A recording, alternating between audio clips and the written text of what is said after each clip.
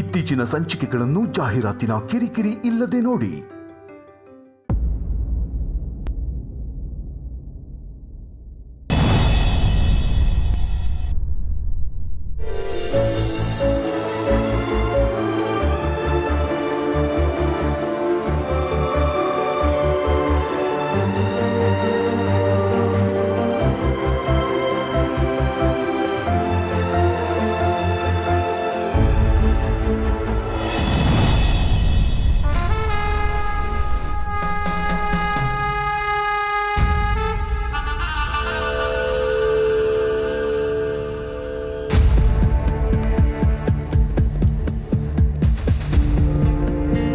ಅಭಿ, ನೀನು ಇಲ್ಲಿದೆಯಾ? ನಿನ್ನ ರೂಮಿಗೆ ಹೊರಟಿದ್ದೆ. ಯಾಕೆ, ನಿದ್ದೆ ಬರಲಿಲ್ವಾ? ಏನಿಲ್ಲ ಚಿಕ್ಕಮ್ಮ. ಕುತ್ಕೋ. ತಗೋ Abhi, you had a long day. ಸುಸ್ತಾಗಿರ್ತೀಯ. ಅರ್ಶಿನದ ಹಾಲು ಕುಡಿದ್ರೆ ಹುಷಾರು ತಪ್ಪಲ್ಲ. ಚಿಕ್ಕಮ್ಮ, ಐ ಹೇಟ್ ಮಿಲ್ಕ್, ನಿಮಗೆ ಗೊತ್ತಲ್ವಾ? ಐ ನೋ, ಆದರೆ ಇವತ್ತು ಒಂದಿನ ಕುಡಿ, ಏನೂ ಆಗಲ್ಲ. ತಗೋ.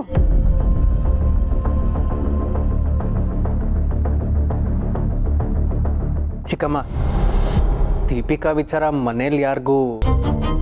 ಡೋಂಟ್ ವರಿ ಅಭಿ, ನಾನು ನಿಧಿ ಈ ವಿಷಯನ ಯಾರಿಗೂ ಹೇಳಲ್ಲ. ಥ್ಯಾಂಕ್ಸ್ ಚಿಕ್ಕಮ್ಮ. ದೀಪಿಕಾ ನೀವಿಬ್ರಿದ್ದಾಗ ಬಂದ್ಲು, ಅದೇ ಡ್ಯಾಡ್ ಮತ್ತೆ ಬ್ರೋ ಇದ್ದಾಗ ಬಂದಿದ್ರೆ ಅಷ್ಟೇ ಕತೆ. ಬೆಳೆದಿರೋ ಹುಡುಗ, ನಿನಗೂ ನಿಂದೇ ಲೈಫ್ ಚೂಸ್ ಮಾಡೋ ರೈಟ್ಸ್ ಇದೆ. ಆದರೆ ನಾನು ನಿನ್ನ ಮೇಲಿರೋ ಕನ್ಸರ್ನಿಂದ ಕೇಳ್ತಿದ್ದೀನಿ, ಈ ವಿಷಯದಲ್ಲಿ ನೀನು ಸೀರಿಯಸ್ ಆಗಿದೆಯಾ? ಐ ಮೀನ್, ನಿನ್ನ ವಿಷಯದಲ್ಲಿ ಅವಳು ಸೀರಿಯಸ್ ಆಗಿದ್ದಾಳೆ ಅಂತ ಅನ್ನಿಸ್ತು. ನೀನು ಅಷ್ಟೇ ಸೀರಿಯಸ್ ಆಗಿದ್ದರೆ ಮಾತುಕತೆ ಮುಂದುವರ್ಸೋಣ ಅಂತ. ಚಿಕ್ಕಮ್ಮ, ಇನ್ಫ್ಯಾಕ್ಟ್ ಅವ್ರ ಮನೆಯವರು ತುಂಬಾ ಫೋರ್ಸ್ ಮಾಡ್ತಿದ್ದಾರೆ. ಬಟ್ ನನಗಿಷ್ಟು ಬೇಗ ಸೆಟ್ಲ್ ಆಗೋಕ್ಕೆ ಇಷ್ಟ ಇಲ್ಲ. ದೀಪಿಕ್ ಆಗೋದು ಅರ್ಥ ಆಗ್ತಿಲ್ಲ. ನನಗೇನು ಮಾಡ್ಬೇಕಂತಾನೆ ಗೊತ್ತಾಗ್ತಿಲ್ಲ. ಡೋಂಟ್ ವರಿ, ಇಂಥ ವಿಷಯದಲ್ಲಿ ಡಿಸಿಷನ್ ತಗೊಳ್ಳೋದು ಕಷ್ಟ ಆಗುತ್ತೆ ಅಂತ ನನಗೆ ಗೊತ್ತು. ನಿನಗೇನೇ ಸಪೋರ್ಟ್ ಬೇಕಿದ್ರು I am there with you. Thank you so much ಚಿಕ್ಕಮ್ಮ.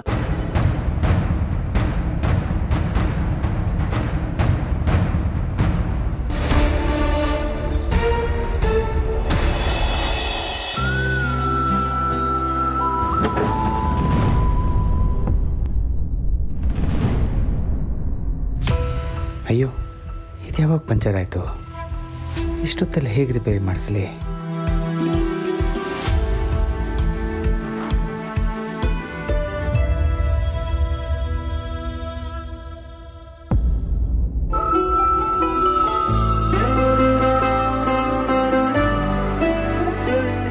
ರೀ, ನೀವಿಲ್ಲಿ? ಮುಂದೆ ಕರ್ಕೊಂಡು ಹೋಗೋಣ ಅಂತ ಬಂದೆ. ನಡಿ ಹೋಗೋಣ, ಸುಸ್ತಾಗಿರ್ತಿ.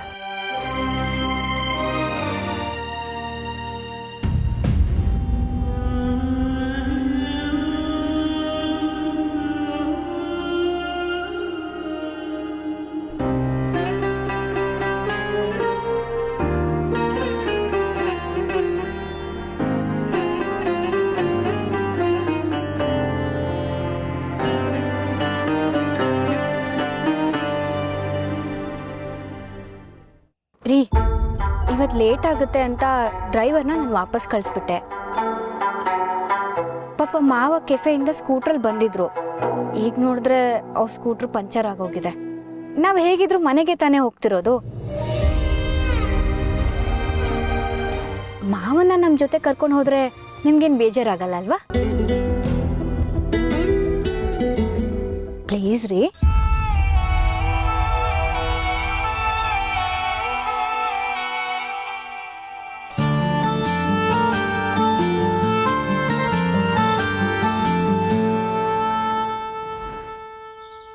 ಸಮರ್ಥ ಹತ್ರ ಸ್ಕೂಟ್ರಲ್ಲಿ ಇಟ್ಟಿದ್ದೀನಿ ಅಂತ ಹೇಳಿ ಬರ್ತೀನಿ.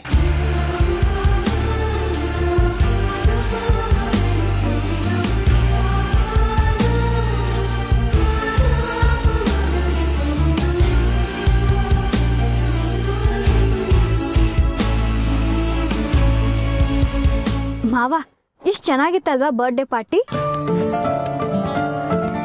ಓಹ್, ಮಾವ ನನ್ನ ಜೊತೆ ಮಾತಾಡಲ್ಲ ಅಲ್ವಾ? ಮರ್ತು ಬಿಟ್ಟಿದ್ದೀನಿ ರೀ. ಬರ್ಡೇ ಪಾರ್ಟಿ ಸಿಂಪಲ್ ಆಗಿದ್ರು ಎಲ್ಲರೂ ಸೇರಿ ಎಷ್ಟು ಚೆನ್ನಾಗಿ ಸೆಲೆಬ್ರೇಟ್ ಮಾಡಿದ್ರು ಗೊತ್ತಾ? ಅವ್ರ ಫ್ಯಾಮಿಲಿ ನೋಡೋದಕ್ಕೆ ಖುಷಿ ಆಗುತ್ತೆ. ನೀವು ಬೇಡ ಅಂದ್ರೂ ನಾನು ಇಲ್ಲಿಗೆ ಬಂದೆ ಅಂತ ನನ್ನ ಮೇಲೆ ಕೋಪ ಮಾಡ್ಕೊಂಡಿದ್ದೀರಾ? ಇಲ್ಲಪ್ಪ, ನಿನ್ನ ಮೇಲೆ ಕನ್ಸರ್ನ್ ಇದೆ ಅಂತ ಬಂದೆ. ನೀನು ಇಲ್ಲಿಗೆ ಬಂದಿದ್ರಿಂದ ನೀನು ಖುಷಿ ಆಯ್ತಲ್ಲ, ಐ ಆಮ್ ಹ್ಯಾಪಿ.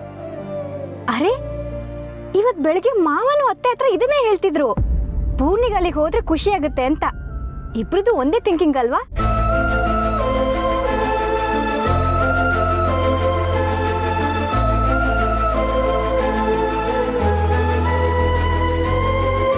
ಕಾಯೋ ಶಕ್ತಿ ಇದ್ರೆ ತಾಳ್ಮೆನೇ ಎಲ್ಲದಕ್ಕೂ ಉತ್ತರ ಹೇಳುತ್ತೆ. ನನ್ನ ನೆರಳು ಕಂಡ್ರೂ ಆಗಲ್ಲ ಅಂತಿದ್ದವನು ಈಗ ನನ್ನನ್ನು ಜೊತೆಲೇ ಕಾರಲ್ಲಿ ಕೂರಿಸ್ಕೊಂಡು ಕರ್ಕೊಂಡು ಹೋಗೋಕೆ ಒಪ್ಕೊಂಡ. ತುಳಸಿಯವ್ರು ಹೇಳಿದ ನಿಜ, ತಾಳ್ಮೆ ಇದ್ದರೆ ನಮಗೆ ಸಿಗಬೇಕಾಗಿದ್ದು ಸಿಕ್ಕೇ ಸಿಗುತ್ತೆ.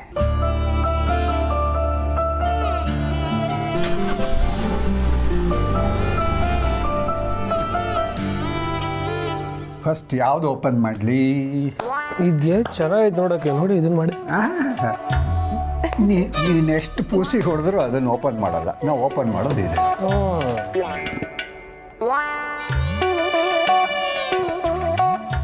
ವಾ, ತುಂಬ ಚೆನ್ನಾಗಿದೆ ತುಳಸಿ. ಈ ಚಳಿಗಾಲಕ್ಕಂತೂ ಬೆಚ್ಚಗೆ ಇರುತ್ತೆ. ಎಲ್ಲಿಂದ ತಂದೆ? ಯಾವಾಗ ತಂದೆ? ತಂದಿದ್ದಲ್ಲ ತಾತ, ನಿಮಗಿದನ್ನ ಗಿಫ್ಟ್ ಮಾಡಬೇಕು ಅಂತ ಅಮ್ಮ ರಾತ್ರಿ ಎಲ್ಲ ಕೂತು ಈ ಸ್ವೆಟರ್ ಮಾಡಿದ್ರು. ತಾತ, ನಾನು ಗಿಫ್ಟ್ ಓಪನ್ ಮಾಡಿ. ಗಂಡ್ಪಿಂಡ ಖಾಲಿ ಬಾಕ್ಸ್ ಕೊಟ್ಟಿಲ್ಲ ತಾನೆ? ಓಪನ್ ಮಾಡಿ, ಗೊತ್ತಾಗತ್ತೆ.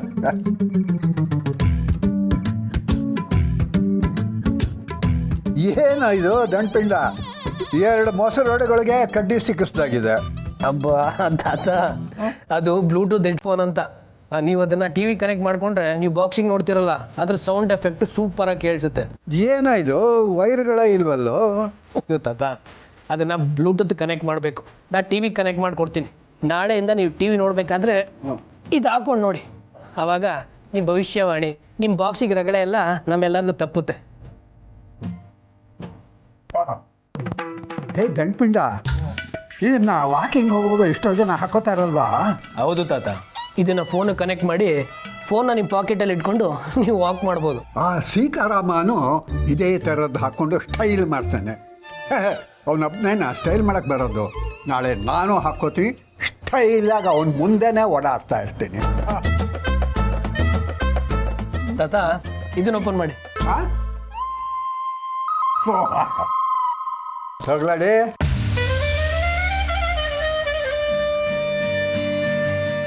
ಏನ್ ಸೊಗ್ಲಾಡಿ? ಶೂಸು ನಾನು ಹಾಕೊಳ್ಳೋದೇ ಇಲ್ಲ. ಇನ್ಮೇಲೆ ಹಾಕೊಳ್ಳಿ ತಾತ.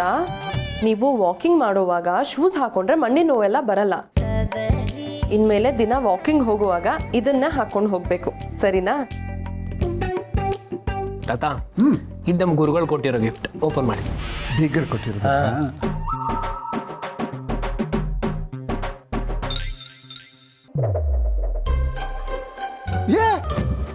ನನ್ನ ಫೋಟೋನ ಇದೆ ನೋಡ.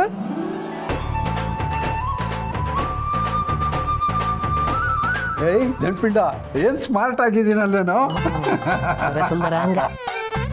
ತುಳಸಿ, ನಾಳೆಯಿಂದ ಈ ಕಪ್ಪಲ್ಲೇ ನನಗೆ ಕಾಫಿ ಕೊಡ್ಬೇಕು. ಏಯ್ ತಾತ, ಇದಕ್ಕೆ ಕಪ್ ಅಂತ ಹೇಳಲ್ಲ, ಮಗ್ ಅಂತಾರೆ. ಕಾಫಿ ಮಗ್.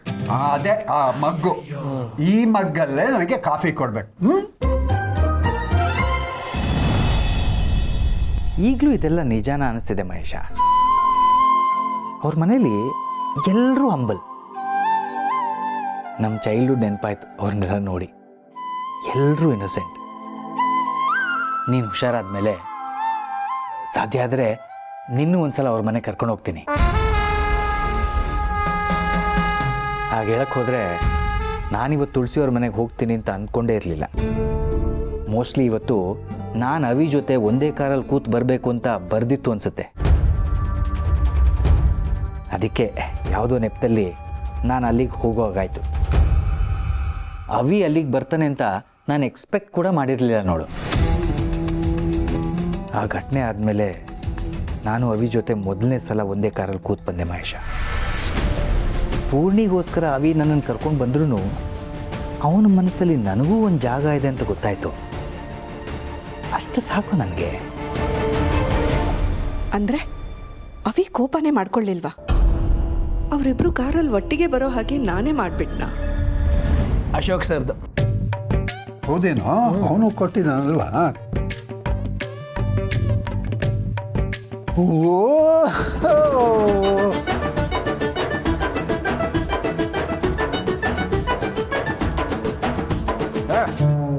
ನಾನು ಕಾಲೇಜಲ್ಲಿ ಹಾಗಿದ್ನೋ ಈಗಲೂ ಹಾಗೆ ಇದ್ದೀನಲ್ವಾ, ಅದಕ್ಕೆ ಅವನಿಗೆ ಸೈಜ್ ಕನ್ಫ್ಯೂಸ್ ಆಗಿಲ್ಲ. ಈ ಮೈ ಕಟ್ಟಿದ್ರೆ ಮರೆಯೋಕ್ಕಾಗಲ್ಲ ಬಿಡಿ, ಫ್ಲ್ಯಾಶ್ ಬ್ಯಾಕು ಮರೆಯೋಕ್ಕಾಗಲ್ಲ, ನಿಮ್ಮ ಸೈಜು ಮರೆಯೋಕ್ಕಾಗಲ್ಲ. ಯಾರು ತಾತ ಅದು? ರೇಟ್ ಅವನೇನೋ ಅಂದ ಅಂತ ನಿಂದೇನೋ. ಇದೇನು ತಾತ ಇಷ್ಟು ಭಾರ ಇದೆ? ಏನದು? ಓ, ಸೀನಿಯರ್ ಕ್ಲಬ್ನವ್ರು ಕೊಟ್ಟಿದ್ದು ಅನ್ಸುತ್ತಿದ್ದು ನನಗೆ.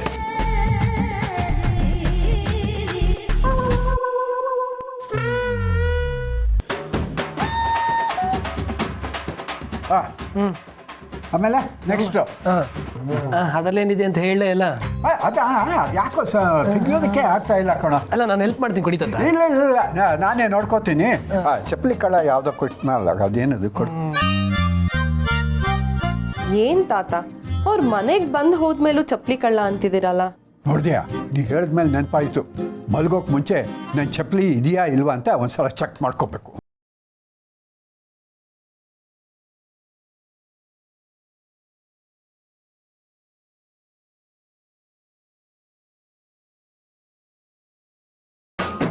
ಚೆಸ್ ಅಲ್ವಾ? ಚೆನ್ನಾಗಿದೆ. ಏನು ಚೆನ್ನಾಗಿದೆಯೋ. ನನಗೆ ಚೆಸ್ ಆಟ ಬರೋಲ್ಲ ಅಂತ ಅವನಿಗೆ ಗೊತ್ತಿರಬೇಕು, ಅದಕ್ಕೆ ಬೇಕು ಅಂತ ನನಗೆ ಇದನ್ನು ಕೊಟ್ಟಿದ್ದಾನೆ. ಕಲ್ತ್ರಾಯ್ತು ಬಿಡಿ ಮಾವ.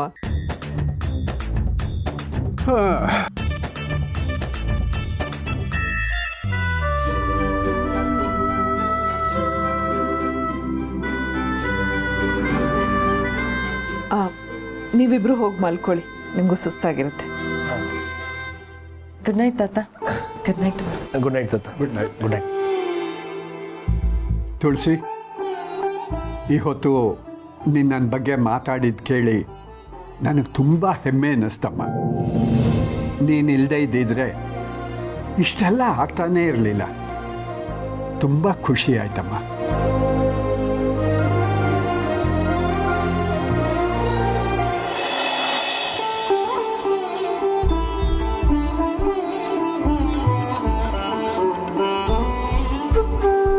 ತುಳಸಿ, ನಿನ್ನೆ ನಿನ್ನನ್ನು ಹೊಗಳಿದ್ದು ಹೆಚ್ಚಾಗಿ ಹೋಯ್ತಾ? ಅದೇನು ಅವಲಕ್ಕಿ ಅಂತ ಮಾಡಿದ್ದೀಯಾ? ಸರಿಯಾಗಿ ನೆಂದಿಲ್ಲ, ಗಟ್ಟಿಯಾಗಿದೆ, ರುಚಿನೂ ಇಲ್ಲ. ಯಾಕೆ ಬಾವ, ಏನಾಯ್ತು?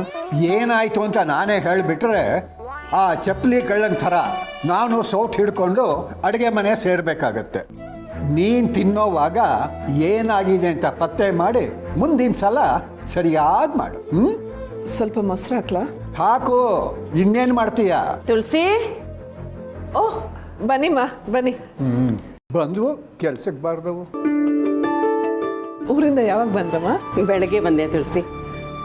ಇವರೆಲ್ಲ ಪಕ್ಕದ ಬೀದಿಯವರು. ಗೊತ್ತು. ತುಳಸಿ, ನಿನ್ನೆ ದತ್ತಣ್ಣನ ಹುಟ್ಟದಬ್ಬಕ್ಕೆ ಒಗ್ಗರಣೆ ಡಬ್ಬಿ ಮಾಧವ್ ಸರ್ ಬಂದಿದ್ರಂತಲ್ಲ, ಇವರೆಲ್ಲ ಅವ್ರ ಅಭಿಮಾನಿಗಳು. ನಿಮ್ಮ ಮನೆಗೆ ಹೋಗಬೇಕು ಅಂದರು, ಅದಕ್ಕೆ ಕರ್ಕೊಂಡು ಬಂದೆ. ಕರ್ಕೊಂಡು ಬರ್ದೆ, ಮಾಡೋಕ್ಕೆ ಬೇರೆ ಏನು ಕೆಲಸ? ನಮ್ಮ ದತ್ತಣ್ಣ ಹಾಗೆ ಸ್ವಲ್ಪ ತಮಾಷೆ ಜಾಸ್ತಿ.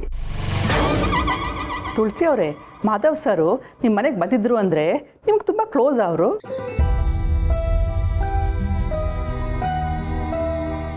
ನಮಗೆ ಅವ್ರ ಶೂಟಿಂಗ್ ನೋಡಬೇಕು ಅಂತ ತುಂಬ ಆಸೆ. ಬಿಡ್ತಾರ ತುಳಸಿ ಅವರೇ? ಅಕ್ಕಪಕ್ಕದ ರಸ್ತೆಯಲ್ಲಿರೋ ನನ್ನ ಫ್ರೆಂಡ್ಸ್ ಎಲ್ಲ ಗಂಟು ಬಿದ್ದಿದ್ದಾರೆ ತುಳಸಿ. ಒಂದು ಸಲ ನೀನು ಮಾಧವ್ ಸರ್ ಹತ್ರ ಮಾತಾಡಿ ಶೂಟಿಂಗ್ ನೋಡೋಕ್ಕೆ ಅವಕಾಶ ಮಾಡಿಸ್ಕೊಡ್ತೀಯಾ? ನೋಡಿ, ನಮ್ಮ ತುಳಸಿ ಇಂಥದ್ದನ್ನೆಲ್ಲ ಮಾಡೋಲ್ಲ, ಸುಮ್ಮನೆ ಟೈಮ್ ವೇಸ್ಟ್. ತುಳಸಿ, ಕಾಫಿ ತಗೊಂಡು. ಹಾಂ ಸರಿ ಮಾವ.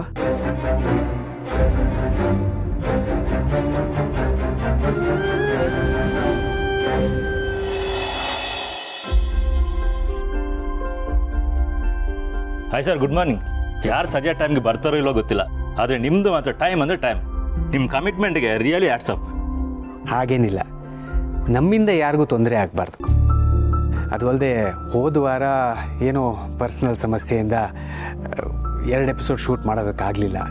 ಇವತ್ತು ಎಷ್ಟಾಗುತ್ತೋ ಅಷ್ಟು ಎಪಿಸೋಡ್ ಶೂಟ್ ಮಾಡಿದ್ರೆ ಸ್ವಲ್ಪನಾದರೂ ಬ್ಯಾಂಕಿಂಗ್ ಆಗುತ್ತಲ್ವಾ. ಎಲ್ಲಿ ಸ್ಕ್ರಿಪ್ಟ್ ಅಂತ? ಓ, ಇವತ್ತಿನ ಗೆಸ್ಟು ಭಾಗ್ಯಶ್ರೀ ಅಲ್ವಾ? ಯಾಕೆ ಸರ್, ಏನಾದರೂ ಸಮಸ್ಯೆನಾ? ಹಾಂ ಹಾಗೇನಿಲ್ಲ. ಭಾಗ್ಯಶ್ರೀ ಅವರು ನನಗೆ ಚೆನ್ನಾಗಿ ಗೊತ್ತು, ನೈಸ್ ಲೇಡಿ, ಚೆನ್ನಾಗಿ ಮಾತಾಡ್ತಾರೆ. ಆದರೆ ನನಗೇನು ಅನಿಸುತ್ತೆ ಅಂದರೆ, ಈಗಾಗಲೇ ಫೇಮಸ್ ಆಗಿರೋರನ್ನ ಗೆಸ್ಟಾಗಿ ಕರೆಸೋದಕ್ಕಿಂತ ಮನೆಯಲ್ಲಿ ಮೌನವಾಗಿ ಎಲ್ಲ ಜವಾಬ್ದಾರಿನೂ ನಿಭಾಯಿಸೋ ಸಾಮಾನ್ಯ ಗೃಹಿಣಿಯರನ್ನು ಯಾಕೆ ಕರೆಸಬಾರ್ದು? ಹಾಂ ಸರ್, ಬಟ್ ಜನ ಒಪ್ತಾರೆ ಸರ್. ಸೆಲೆಬ್ರಿಟೀಸ್ ಆದರೆ ಫಾಲೋವರ್ಸ್ ಇರ್ತಾರೆ, ಫ್ಯಾನ್ಸ್ ಇರ್ತಾರೆ. ಖಂಡಿತ ನೋಡ್ತಾರೆ. ಒಂದು ಸೆಲೆಬ್ರಿಟಿಯ ಲೈಫ್ಗಿಂತ ಒಬ್ಬ ಸಾಮಾನ್ಯ ಗೃಹಿಣಿಯ ಲೈಫು ನಮ್ಮ ಶೋ ನೋಡೋರಿಗೆ ಹೆಚ್ಚು ಕನೆಕ್ಟ್ ಆಗುತ್ತೆ. ಒಂದು ಗೃಹಿಣಿ ಮನೇಲಿಲ್ಲ ಅಂದರೆ ಮನೇನ ಮ್ಯಾನೇಜ್ ಮಾಡೋದು ಎಷ್ಟು ಕಷ್ಟ ಆಗುತ್ತೆ. ಲಕ್ಷಾಂತರ ರೂಪಾಯಿ ಖರ್ಚು ಮಾಡಿ ಮ್ಯಾನೇಜ್ಮೆಂಟ್ ಕೋರ್ಸನ್ನು ಮಾಡೋದು ನೋಡಿದ್ದೀವಿ. ಆದರೆ ಒಬ್ಬ ಗೃಹಿಣಿ ಅದು ಯಾವುದನ್ನೂ ಓದದೆ ಮನೇನ ಎಷ್ಟು ಚೆನ್ನಾಗಿ ಮ್ಯಾನೇಜ್ ಮಾಡ್ತಾಳಲ್ವ. ಇಷ್ಟೆಲ್ಲ ಮಾಡಿದ್ರೂ ಅವಳ ಕೆಲಸ ಅಂದರೆ ಮೋಸ್ಟ್ ಅಂಡರ್ ರೇಟೆಡ್ ಜಾಬ್ ಅನ್ನೋ ಆಗಿದೆಯಲ್ಲ. ನಿಜ ಸರ್. ಅದಕ್ಕೆ ಅಂಥವ್ರನ್ನ ಕರೆಸಿ ಕಾರ್ಯಕ್ರಮ ಮಾಡಿದ್ರೆ ನಮ್ಮ ಕಾರ್ಯಕ್ರಮ ನೋಡೋ ಲಕ್ಷಾಂತರ ಗೃಹಿಣಿಯರಿಗೆ ತಮ್ಮ ಬಗ್ಗೆನೇ ಒಂದು ವಿಶ್ವಾಸ ಬೆಳೆಯುತ್ತೆ, ತಾವು ಮಾಡೋ ಕೆಲಸ ಕೀಳಲ್ಲ ಅಂತ ಅಲ್ವಾ? ನಿಜ ಸರ್. ಆ್ಯಕ್ಚುಲಿ ಈ ಥೀಮ್ ಒಂಥರ ಚೆನ್ನಾಗಿದೆ. ನಾನು ಇವತ್ತೇ ಡೈರೆಕ್ಟರ್ ಸರ್ಗೆ ಹೇಳಿ ಚಾನಲ್ಗೆ ಅಪ್ರೋಚ್ ಮಾಡಿಸ್ತೀನಿ ಸರ್.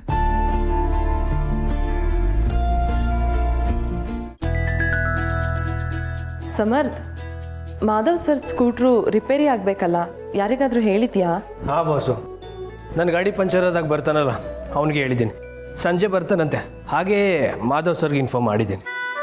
ಓಕೆ ನೋಡು, ಸುಮಾರು ದಿನ ಆದಮೇಲೆ ಆಫೀಸಿಗೆ ಹೋಗ್ತಿದ್ಯಾ, ಯಾರು ಏನೇ ಅಂದರೂ ತಲೆ ಕೆಡಿಸ್ಕೊಳ್ಳೋದಕ್ಕೆ ಹೋಗ್ಬೇಡ. ಅವಿನಾಶ್ ಸರ್ ಜೊತೆ ಒಂದು ಸರಿ ಮಾತಾಡು, ಅವ್ರು ನಿನಗೆ ಬೇರೆ ಪ್ರಾಜೆಕ್ಟ್ ಕೊಟ್ಟರು ಕೊಡ್ಬಹುದು.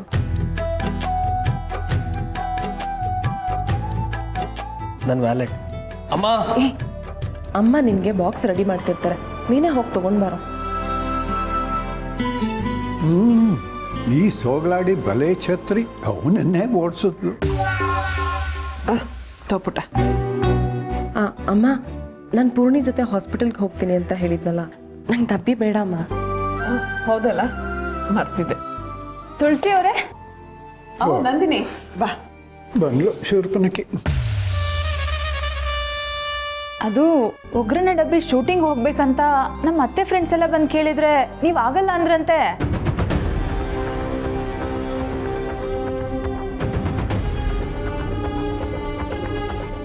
ಅಮ್ಮ, ಏನಾಯ್ತು? ಏನು ವಿಷಯ? ಪರವಾಗಿಲ್ಲ ತುಳಸಿ ಅವರೇ, ಹೇಗೂ ಮಾಧವ್ ಸರ್ ನನಗೆ ತುಂಬ ಚೆನ್ನಾಗಿ ಗೊತ್ತಲ್ವಾ, ನಾನೇ ಅರೇಂಜ್ ಮಾಡಿದ್ದೀನಿ. ನೀವು ಬರೋದಾದರೆ ಬನ್ನಿ ಅಂತ ಹೇಳಕ್ಕೆ ಬಂದೆ ಅಷ್ಟೆ. ಇಲ್ಲ ನಂದಿನಿ, ನೀವು ಹೋಗಿ ಬನ್ನಿ. ಓಕೆ, ನಿಮ್ಮಿಷ್ಟ, ನಾನು ಹೋಗಿ ಬರ್ತೀನಿ. ತಾತ, ಅಮ್ಮನೂ ಶೂಟಿಂಗಿಗೆ ನೋಡು, ಅವಕ್ಕೆ ಮಾಡೋದಕ್ಕೆ ಕೆಲಸ ಇಲ್ಲ, ಬೀದಿ ಬೀದಿ ಅಲಿಯುತ್ತವೆ. ಆದರೆ ತುಳಸಿ ಹಾಗಲ್ಲ, ಮತ್ತೆ ಅವಳಿಗೆ ಅದರ ಅವಶ್ಯಕತೆಯೂ ಇಲ್ಲ. ಅಲ್ಲ ತಾತ, ಅಮ್ಮಂಗೆ ಈ ಪ್ರೋಗ್ರಾಮ್ ತುಂಬ ಇಷ್ಟ. ನಮ್ಮ ಮನೆ ಹೆಣ್ಣುಮಕ್ಕಳು ಶೂಟಿಂಗು ಅದು ಇದು ಅಂತ ಹೋಗೋದು ನನಗೆ ಇಷ್ಟ ಇಲ್ಲ. ಹೀಗೆಲ್ಲ ಮಾಡಿದ್ರೆ ಜನ ನಮಗೆ ಸಂಸ್ಕಾರ ಇಲ್ವಾ ಅಂತ ಆಡ್ಕೋತಾರೆ. ತಾತ, ಅಮ್ಮ ಹೇಗೆ ಅಂತ ನಿಮಗೆ ಗೊತ್ತಲ್ವಾ? ಅವ್ರು ಎಲ್ಲಿಗೆ ಹೋದರೂ ಸಂಸ್ಕಾರನಾಗಲಿ ಸಂಪ್ರದಾಯನಾಗಲಿ ಮರೆಯಲ್ಲ ತಾತ. ಹಾಗೆ ಹೇಳಕ್ಕೆ ಹೋದರೆ ನಿಮ್ಮ ಬರ್ತ್ಡೇ ಸೆಲೆಬ್ರೇಟ್ ಮಾಡಿದ್ವಲ್ಲ, ಆ ಕೇಕ್ ಕಟ್ ಮಾಡೋದು ನಮ್ಮ ಸಂಪ್ರದಾಯ ಅಲ್ಲ.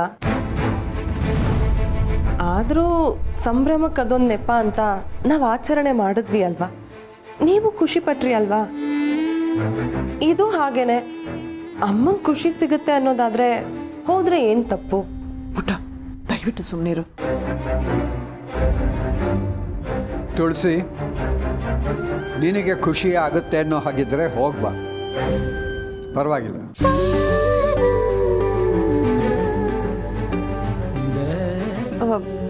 ಅಲ್ಲ ಮಾವ, ಆದರೆ ಬೇಗ ಹೋಗಿ ಬೇಗ ಬಂದ್ಬಿಡ್ಬೇಕು. ಥ್ಯಾಂಕ್ ಯು ತಾತ.